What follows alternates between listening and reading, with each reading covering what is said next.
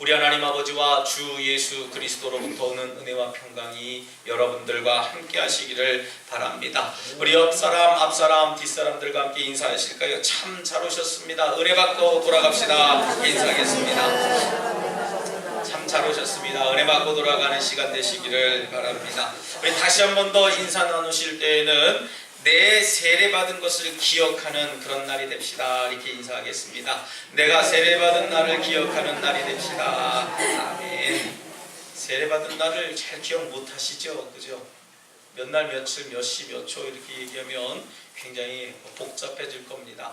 저도 지금 가물가물해요. 제가 몇 년도 몇 월에 받았을 때라 자꾸 그렇게 좀 생각이 드는데, 제가 이렇게 좀 학창시절에 세례를 받을 때에는 우리 감리교단의 그 교리와 장정에는 학습이 있고 세례가 있었습니다. 그래서 세례를 받기 전에 학습을 먼저 받아요. 그래서 학습을 먼저 받아야지만 세례를 받게 되는데, 요즘 근자에서는 이게 법이 이제 바뀌어져서 학습이 없어지고 세례로 다 통합이 되었습니다. 그래서 저도 이렇게 좀 청소년기에 이렇게 좀 세례를 받았는데, 저도 이제 학습을 받고 세례를 받는 그 과정이 굉장히 좀 뭐라고 할까, 이렇게 좀 지금도 가끔씩 생각이 나요. 우리 전도사님이 저에게 어떻게 신앙생활 해야 되고, 성경 공부도 이제 좀 가르쳐 주시고, 성경은 몇 권으로 구성되고 이 기초적인 것을 이렇게 배우게 되었던 것입니다. 근데 요즘에는 이렇게 좀 학습이 이렇게 좀 잘 안 되다 보니까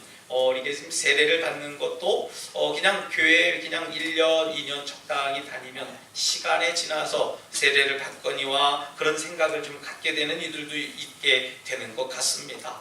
물론 이렇게 좀 그 긴급한 상황이 오거나 또 이에게 구원의 확신을 이렇게 좀 갖고 있을 때에, 신변에 이렇게 좀 어려움이 있고 병상에 있을 때에는 긴급하게 이렇게 세례를 베푸는 경우도 더러 있음을 좀 보게 됩니다. 하지만 우리 예수님께서도 세례를 받게 된 오늘 이 말씀을 가만히 묵상해 보면, 이제 이 주현절 후 첫 번째 주일 이 주간에 예수님도 나타내 보이시고 우리 백성들에게 나타내 보이시고, 또 특별히 세례를 받은 그 주간이 이 주간에 끼어져 있거든요. 그래서 이 교회력을 이렇게 가만히 묵상해 보면 성경에 이 예수님의 달력 그대로 오늘 이 주간에는 예수님이 세례받은 주간, 그래서 주현절이라고 하는 그 원력을, 교회력을 쓰게 됩니다. 오늘 특별히 주현절 첫 번째 주일, 우리 감리교단에서는 신학대학 구원주일로 우리가 지키게 되는데, 이 말씀을 통해서 저와 여러분들이 내가 세례받은 의미를 다시 한번 깨닫고, 그 의미를 통해서 다시금 우리가 세례를 기억하는 거룩하고 복된 시간 되시기를 주님의 이름으로 부탁드리겠습니다. 내가 보는 세상이 가장 크고, 또 내가 알고 있는 지식이나 학식이나 상식들이 가장 값지고 위대하다고 생각하는 이들이 있습니다. 또 한편으로는 내가 뛰고 있는 지금 이 시간이 가장 빠르고 황금 같은 시간이라고 주장하는 이들이 있어요. 소위 우리 세계의 3대 석학이라고 불려지는 이 장자라는 사람이 일명 우물안 개구리라고 하는 말을 남겼습니다. 정저지화라고 이야기를 했지요. 여러분, 자신이 우물에서 보는 그 하늘이 전부라고 생각하기 때문에 진짜 다른 사람들에게 하늘에 대해서 설명을 잘 못하는 겁니다.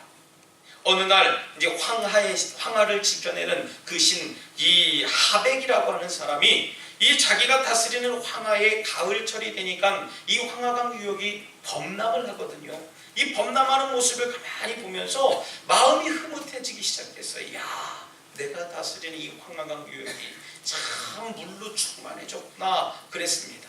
근데 이 하백이라고 하는 사람이 그만 바다를 어느 날 보게 되었어요. 바다를 보니까요, 이건 기가 막힌 거예요. 말로 형용할 수가 없었습니다. 경악을 금치 못했거든요. 자신이 가장 세상에서 크다고 생각했던 그 황하강이 무너진 겁니다. 세상에서 가장 큰 물이 황하강이다 생각했는데 바다를 보고서는 그것이 바뀌어진 겁니다. 그때 하백에게 바다의 신이라고 하는 약이라고 하는 그 인물이 충고를 합니다. 우물 속에 있는 개구리에게는 바다에 대해서 설명할 수가 없는 겁니다. 그 개구리는 자신이 살고 있는 그 우물이라고 여름이라고 하는 그 공간에 갇혀있기 때문이라는 것이죠. 한여름만 살다가 가는 여름 곤충에게는 찬 얼음에 대해서 설명해 줄 수가 없는 것입니다 했어요. 그 곤충은 자신이 사는 여름이라고 하는 그 시간만 고집하기 때문에 그 춥고 또 얼음이 어는 것, 눈이 내리는 것, 이런 것들을 이해하고 상상할 수가 없다라고 하는 거예요. 또한 편협한 지식인에게는요, 진정한 도의 세계를 설명할 수가 없다고까지 얘기를 했습니다. 그 사람은 자신이 알고 있는 가르침에 묶여있기 때문에 그래요. 아무리 진리를 가르쳐줘도 그 진리에 대해서 거부하고 자꾸 안 들으려고 하는 겁니다. 이 충고에 장자는 이 고사를 통해서 세 가지 집착과 한계를 파괴하라고 한층 더 이야기를 합니다. 첫째는 내 자신이 속해져 있는 공간을 파괴해라. 내가 지금 모여져 있는 이 공간, 이 울타리 안에서 넘어가자 하는 얘기예요. 두 번째는 자신이 살아가는 시간을 파괴해라 했습니다. 시간에 너무 얽매이지 말자는 것이죠. 세 번째는 자신이 알고 있는 지식을 파괴해라 했습니다. 여러분, 내가 알고 있는 지식이 이 세상의 전부라고 깨닫고 있는 이들이 있다는 것이죠. 우물 안의 개구리는 공간에 구속되어져 있고요. 또 여름벌레는 시간에 걸려져 있습니다. 여름이 지나면 가을도 맛보지 못하고 여름 한철에 죽는 그 곤충들입니다. 지식인은 지식의 그물에 걸려 있다는 겁니다. 한계를 모르는 거예요. 자신이 가지고 있는 이 한계를 인정하면 되는데 그 한계를 인정하고 싶지 않은 거예요. 돌아보면 저와 여러분들도 우리 모두가 다 이 세 가지 그물에 걸려 있는 경우가 얼마나 많은지 모릅니다. 알량한 학벌과 지식으로 어느 누구의 말에도 귀 기울이지 않는 그런 고집과 아집, 그런 그물들이 있어요. 또 좁은 사회와 연줄에 얽혀있는 그 공간에 제약되어져 있는 그물입니다. 눈앞의 이익만 생각하고 멀리 한치 앞을 내다보지 못하는 그 시간의 그물도 또한 있습니다. 이 얽힌 그물들을 걷어내지 못하면은요, 우리는 진정한 승리자로 살아남기가 어렵다라고 하는 것이죠. 여러분, 어려울 때일수록 내가 보는 하늘만이 옳다고 주장하지 말아야 됩니다.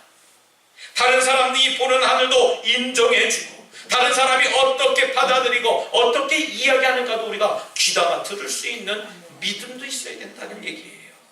절대 필요한 겁니다. 나 아니면 안 돼, 나만 할 수 있는 거야 라고 하는 그 잘못된 아집들을 버려버리시길 바랍니다. 그걸 버리지 않으면요, 내 속에서 병만 들고 마는 거예요. 나만 손해입니다. 남들이 혹시 잘 못한다고 하더라도요, 귀한 덕담으로 격려해주고 또 이해해주고 또 힘찬 박수를 아끼지 말아야 되는데, 오히려 거기에 험담하고 실수하기를 기다리고 손톱만큼만 잘못이라도 찾아내려고 애를 쓰고 있다면요, 그 영혼은 이미 불쌍한 영혼이라고 저는 말씀드리고 싶습니다. 남을 험담하고 약점을 드러내면 비록 내가 주장하고 추구하는 것이 옳고 진리고 정의롭다고 해도요, 내 영혼이 병들어가는 겁니다.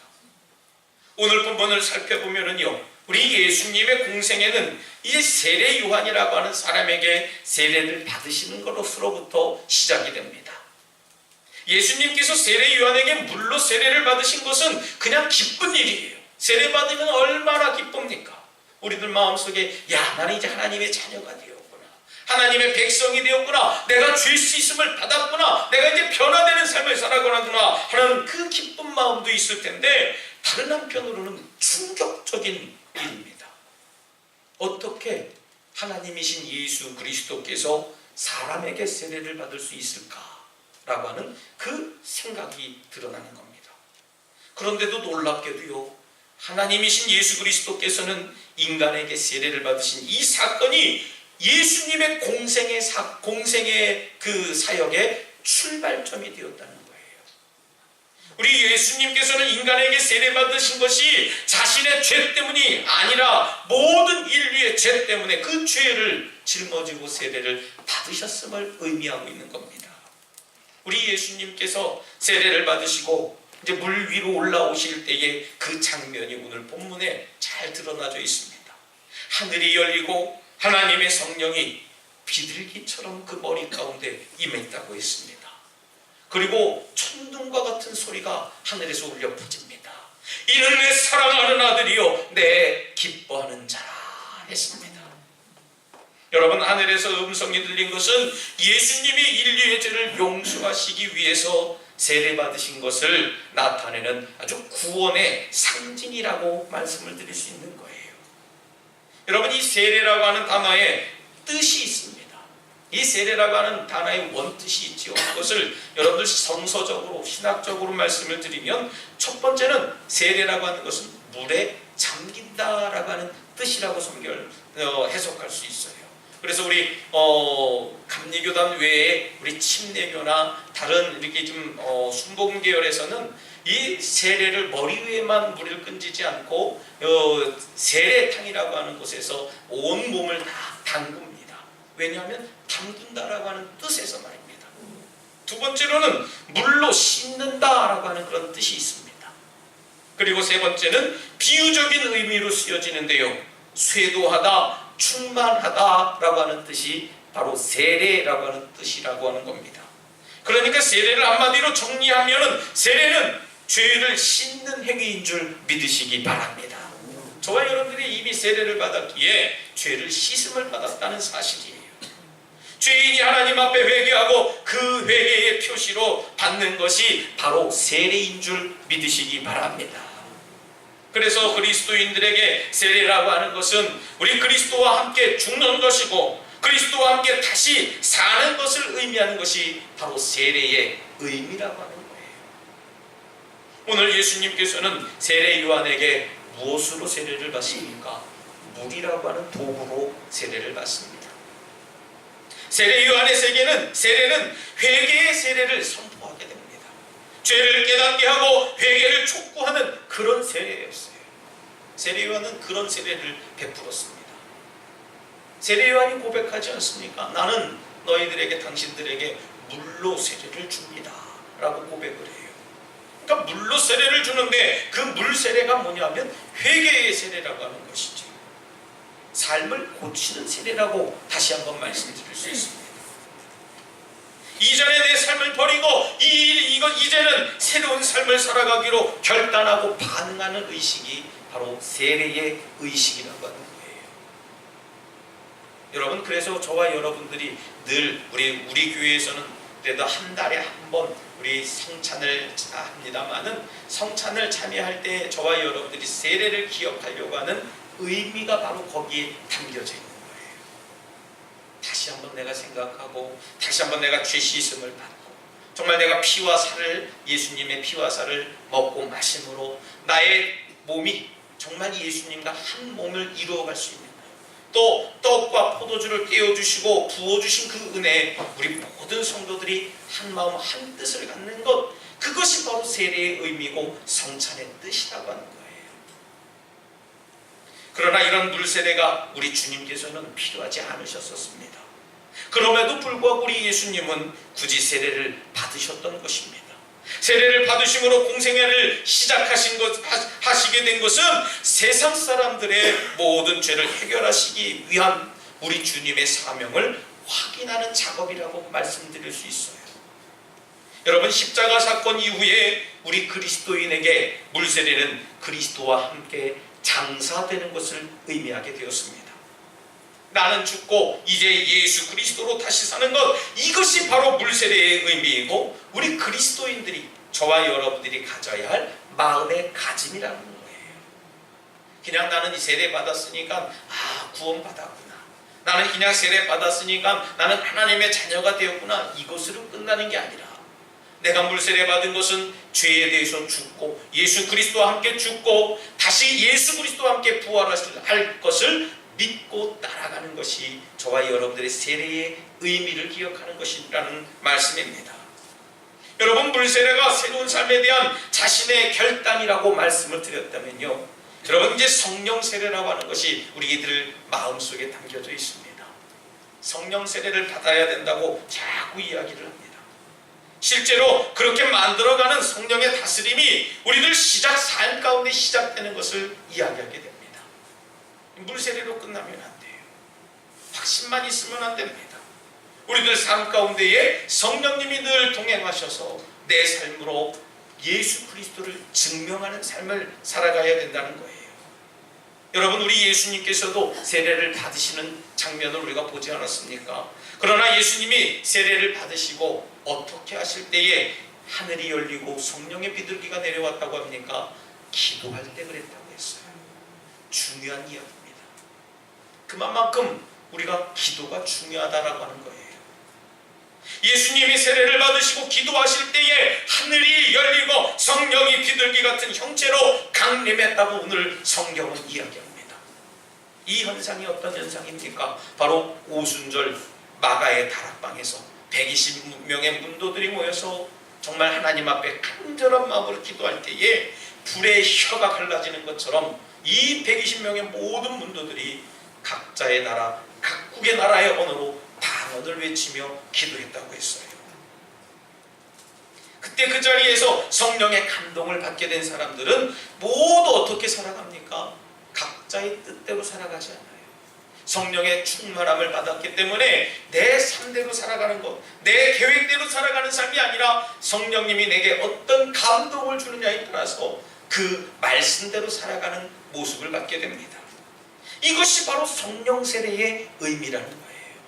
저와 여러분들 물 세례를 받았다면 저와 여러분들 이제부터는 성령 세례를 받아야 될 줄 믿습니다. 그래서 우리들이 삶이 바뀌어야 됩니다. 여기 예배당에 들어오실 때에는 과거의 짐을 가지고 오셨을 거예요. 지난주에 얼마나 힘드셨을까? 지난주에 얼마나 또 이웃들과 더불어가면서 또 정말 내가 하나님 앞에 하지 말아야 할 죄들을 지었고 또 말하지 말아야 될 말들을 했고 또 보지 말아야 될 것들을 봤을까? 그런 것도 있겠지만요. 여러분, 이 예배를 드리고 저 예배당 문을 열고 나가실 때에는 새로운 결단의 반응이 있어야 돼요. 하나님, 정말 내가 사랑하겠습니다. 이웃을 사랑하겠습니다. 이웃을 섬기겠습니다. 이웃을 배려하겠습니다. 여러분들 섬김받고 사랑만 받으시려고 아멘 안 하시는 거죠. 여러분, 여러분들이 사랑해야 사랑받는 거예요. 사랑은 그런 겁니다. 사랑은 내가 받으려고 내가 사랑받고 싶다면요, 내가 사랑해야 돼요. 내가 섬김받고 싶다면요, 내가 먼저 섬겨야 됩니다. 내가 대접받고 싶다면요, 남을 대접할 줄 알아야 돼요. 여러분, 우리가 세례를 물로만 받는 것이 아니라 성령 세례도 함께 받아서 우리의 삶을 성령께서 감동 주실 때에 그 감동에 반응하는 삶을 살아야 하는 줄 믿습니다. 하나님이 이렇게 감동을 주시고 성령이 내 마음을 이렇게 요동해 주셨는데 나는 이건 아닐 거야 하면서 내 뜻대로 살아가는 경우가 참 많아요. 여러분, 이제는 예수님께 물과 성령의 세례를 받으실 때에 자신의 정체성에 대해서 깨닫게 됩니다. 저와 여러분들도 마찬가지예요. 물 세례 받고 죄 씻음을 받았습니다. 이제 성령의 세례를 받아서 이제 내가 하나님의 자녀임을 깨닫게 되고 저 문을 열고 나가는 순간 사랑하고 섬기겠습니다. 예수님 말씀에 내가 순종하고 반응하겠습니다. 그렇게 우리가 결단하고 반응하지 않습니까? 이제는 마지막 단계예요. 우리의 정체성을 깨달아야 돼요. 내가 도대체 누구냐는 겁니다. 우리 예수님께서도 내가 누구냐를 성령께서 가르쳐 주셨습니다. 뭐라고 얘기하십니까? 너는 내 사랑하는 아들이라 내가 너를 기뻐하노라 했습니다. 이게 예수님의 정체성이에요. 뭐라고요? 너는 내 사랑하는 아들이라고 했습니다. 저와 여러분들을 부르실 때에도 그냥 이름만 부르시는 게 아니에요. 내 아들 박진호야, 내 아들 김장호야, 이렇게 부르시는 하나님의 음성에 반응하시길 주님의 이름으로 부탁드리겠습니다. 바로 그 음성을 듣고 살아가는 거예요. 여러분, 우리의 정체성이 누굽니까? 그냥 아무개입니다. 이름 석자만 있는 게 아닙니다. 예배당에 들어오는 순간 하나님의 아들, 하나님의 딸, 누구누구 이야기하는 거예요. 우리 옆 사람들과 함께 인사해 보실까요? 당신은 하나님의 자녀입니다. 이렇게 인사하겠습니다. 당신은 하나님의 자녀입니다. 아멘. 이렇게 제가 인사하라 그랬을 땐 조금 센스 있는 분은 당신이 아니라 장로님은 하나님의 아들입니다. 이렇게 인사하는 거예요. 또 장로님은, 권사님은 하나님의 딸입니다. 우리 다시 한번 그렇게 인사해 보실까? 옆에 보신 분 얼굴을 바라보면서 권사님은 하나님의 딸입니다. 이렇게 인사하겠습니다. 아멘. 여러분들은 하나님의 자녀들입니다. 여러분, 그것이 바로 오늘 본문의 메시지예요. 저와 여러분들, 우리 이제 변화된 삶을 살아야 됩니다. 하나님의 자녀가 되는 권세를 우리들에게 허락하셨어요. 하나님의 아들로서 주님의 자의식이 확정되는 순간입니다. 그 전까지는 나 혼자 알았을지 몰라요. 하지만 이제부터는 많은 사람들 안에서 하나님이 음성을 주셨거든요. 너는 내 사랑하는 아들이라. 내가 너를 기뻐하노라 했어요. 여러분, 물론 그 과정은 이미 오래전부터 하나님 계획하셨고 예수 그리스도를 이 땅에 보내심으로 하나님의 사랑을 확증해 보이시지 않았습니까? 여러분, 하나님의 음성을 통해서 메시아로서의 정체성에 대한 확실한 확신을 예수님은 갖게 되셨던 거예요. 여러분, 우리에게도 하나님의 자녀라고 하는 이 자의식이 확장되려면 물세례와 함께 성령 세례도 함께 받아야 되는 줄 믿으시기 바랍니다. 여러분, 이제 바뀌어야 됩니다. 제가 이번에 오늘 새벽에도 여러분들에게 선포드렸습니다만은 제가 이번 이제 내일부터 대신방을 이렇게 좀 준비하고 계획하고 여러분들 기도 제목을 이렇게 바라보면서 또 여러분들이 무슨 말씀을 받으셨는지 제가 이제 좀 파악이 돼요. 어찌 보면은 여러분들 어떻게 그렇게 딱 맞는 말씀을 받게 되셨는지 난 모르겠어요. 여러분, 내가 여러분들 드린 것도 아니고 여러분들이 간절한 마음으로 사모하는 마음으로 받으셨기에 여러분들 상황에 맞춰보면 그럴 수 있겠다지만요, 어찌 보면은 어떻게 그렇게 적절한 말씀을 주셨나 몰라요. 그래서 제가 이번에는 각오하고 있습니다. 우리 덕수교회에 이제 선포하려고 해요. 여러분들이 잘못된 신앙이 있으면 제가 가르치려고 하는 겁니다. 여러분, 그냥 여태까지 고사님 괜찮아요, 나중에 바뀌겠지요. 나중에, 여러분, 나중엔 아니에요. 오늘 저녁에 하나님 부르시면 우리 갈 줄 모릅니다. 믿음 생활 잘 하시라고 제가 권면해드리고 등 이렇게 또닥또닥 해드릴 때 여러분 믿음으로 잘 받으셔야 될 줄 믿습니다. 그것을 우리가 잘 못 받아들이면 목사님이 나에게 그런 얘기했어요, 시험 들어요, 그렇게 시험 들기밖에 못합니다. 결국은 목사에게 시험 들면 누가 손해입니까? 나만 손해예요. 은혜도 안 됩니다. 예배도 예배 가운데 임하지 못하는 겁니다. 여러분, 하나님의 자녀임을 여러분들 확실히 여러분 확증하시길 주님의 이름으로 부탁드리겠습니다. 성령 세례를 받는다는 것은 우리가 말씀을 들을 수 있다라고 하는 거예요. 주님의 음성을 분별해서 들을 수 있는 믿음이 저와 여러분들의 삶 가운데 나타나시길 바랍니다. 여러분, 분별하지 못하면 우리는 때때로 사탄의 소리를 하나님의 음성이라고 착각해서 듣는 경우가 너무나 많아요. 사탄도 똑같은 소리 할 수 있거든요. 출애굽 시대에도 우리 사탄의 그 종들이 나와서 지팡이를 뱀으로도 만들고 나일강을 피로 만들기도 했고 이런 기사와 이적 똑같이 보여줬습니다. 여러분, 무엇이 하나님의 역사고 어떤 것이 사탄의 역사인지 우리가 분별할 수 있는 믿음이 절대 필요한 것이에요. 그래서 늘 주님께 우리가 더욱 집중하고 우리가 기도하면서 생활하는 그런 믿음의 삶을 살아야 될 줄 믿습니다. 주님을 떠나서는 할 수 없습니다는 우리 그 마음을 가지고 있어야 돼요. 여러분, 목사라고 별 수 있는 것이 있으세요? 아니요. 이 목사도요, 하나님 앞에 서지 못하고 말씀을 묵상하지 못하는 순간 영성은 무너지게 되어져 있습니다. 그래서 저도 자꾸 말씀을 묵상해야지, 올해는 어떤 책으로 묵상해 볼까, 오늘은 어떤 믿음으로 더 나아가 볼까 하는 자꾸 믿음의 결단을 제 스스로도 하게 됩니다. 사랑하는 우리 독수가족 여러분, 우리가 성령의 세례를 받으면 이 험한 세상을 넉넉히 이길 수 있는 줄 믿으시기 바랍니다. 우리는 세례를 늘 기억해야 돼요.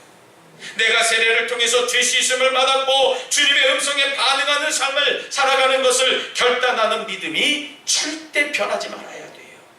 하나님 배반하면 안 된다는 것이죠. 무엇보다도 세례를 통해서 겉모습만 그리스도인이 아니라 내 속사람이 변화되시길 주님의 이름으로 부탁드리겠습니다. 내 정체성이 변화되어야 돼요. 이전까지는 죄의 종노릇하던 자에서 이제는 하나님을 아버지로 섬기는 하나님의 자녀가 되시기를 주님의 이름으로 부탁드리겠습니다. 여러분, 우리가 변화되어야 됩니다. 그전까지는 저 사람만 나타나면 우리 주변이 시끄러워요. 저 사람은 트러블 메이커예요. 문제 덩어리입니다. 저 사람만 나타나면 조용하던 데가 막 자직거합니다. 뭔 문제가 얼마나 많은지 과거까지 끄집어내서 아주 온 지면이 시끄러워요. 여러분, 그렇게만 할 것이 아니라 서로서로가 격려해주고 배려해주고 함으로 우리가 좀 변화된 삶으로 사랑으로 보듬어줘야 될 줄 믿습니다. 그것이 좀 변화된 삶이에요. 여러분, 그러기 위해서는 우리가 어떻게 해야 됩니까? 물세례뿐만 아니라 성령의 세례를 함께 받아야 될 줄 믿습니다. 우리 주님께서는 세례 받으실 때에 어떻게 했다고 했습니까? 기도했다고 하셨어요. 오직 기도를 통해서만 우리에게도 이 같은 일이 나타나는 줄 믿으시기 바랍니다. 아무리 주님의 음성 듣고 싶어요, 주님 말씀 듣고 싶어요, 우리가 아무리 찬송 부르고 말씀을 들어도요, 기도하지 않으면 들려지지 않는 것이 하나님의 음성입니다. 바라기는 우리 모두 물세례와 성령세례를 통해서 하나님의 자녀임을 우리가 더욱 확신하고 옛 죄인의 모습을 벗어버리고 하나님의 거룩한 자녀로 주님 말씀에 순종하면서 살아가는 거룩한 덕수가족들 되시길 주님의 이름으로 축원합니다. 이 시간 잠시 결단의 기도를 드릴 때 주님 세례를 기억하며 주님의 자녀임을 알게 하여 주시옵소서. 성령 세례를 기억하게 하셔서 세상 가운데서도 믿음으로 승리하는 담대함을 주시옵소서라고 잠시 결단의 기도를 드리겠습니다. 할렐루야. 사랑과 내가 충만하신 하나님, 저희들 심령들마다 하나님의 말씀 따라 살게 하여 주시옵소서. 주님 우리들의 세례를 기억하게 하시사 하나님 죄 씻음 받은 것뿐만 아니라 하나님 말씀 의지하며 살아가는 거룩한 자녀 되게 하여 주시옵소서. 주님의 음성에 반응하기를 원합니다. 이는 내 사랑하는 아들이요 나는 너의 기뻐하는 자라 말씀하셨사오니 저희들 심령들마다 부르심에 합당한 삶을 살게 하여 주시옵소서. 주님 응답하게 하여 주시니 감사합니다. 주님 역사해 주시옵소서. 하나님 아버지 감사합니다. 저희들의 삶 속에 오셔서 동행해 주시고 내 삶을 인도해 주시니 감사를 드립니다. 주님, 내 멋대로 죄인의 삶을 살지 않게 하시고 주님 말씀에 순종함으로 내 삶이 주님의 음성에 민감하게 반응하는 삶이 되게 하여 주시옵소서. 예수님 이름으로 기도드리옵나이다. 아멘.